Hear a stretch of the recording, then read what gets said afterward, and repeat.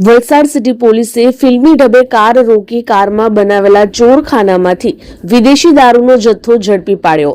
દારૂનો જથ્થો અને 5 લાખની કાર મળીને કુલ રૂપિયા 5,83,125નો મુદ્દામાલ કબજે કર્યો। વલસાડ સિટી પોલીસની ટીમે નેશનલ હાઈવે નંબર 48 પર વલસાડ ધરમપુર ચોકડી ઓવરબ્રિજ પાસે વોચ ગોઠવીને પોલીસે એક શંકાસ્પદ રેનોલ્ટ કીગર કારને આંતરી હતી। કારની તપાસ કરતા પોલીસ પણ ચોંકી ઉઠી હતી, કારણ કે કારમાં ડિક્કીના નીચેના ભાગે ખાસ ચોરખાનું બનાવવામાં આવ્યું હતું।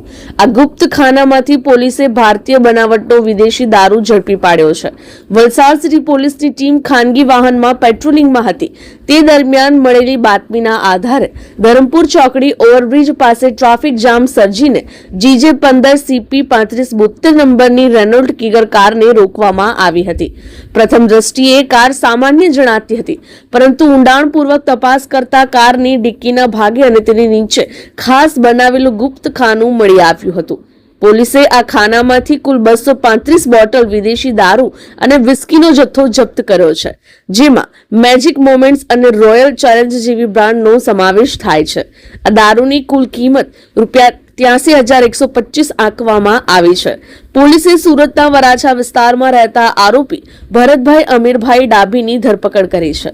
પૂછપરછમાં જાણવા મળ્યું છે કે આ દારૂનો જથ્થો સુરતના જ પ્રવીણભાઈ પાટીલ નામના વ્યક્તિએ ભરી આપ્યો હતો। પોલીસે દારૂનો જથ્થો અને રૂપિયા 5 લાખની કિંમતની રેનોલ્ટ કીગર કાર મળી કુલ રૂપિયા 5,83,125નો મુદ્દામાલ કબજે કરી આગળની કાયદેસરી કાર્યવાહી હાથ ધરી છે। અમારી લાઈવ ન્યૂઝ 24 ચેનલને સબસ્ક્રાઇબ કરો, બેલ આઇકોન દબાવો જેથી આવનાર ન્યૂઝ અપડેટ્સની નોટિફિકેશન આપ સુધી સૌથી પહેલા પહોંચે।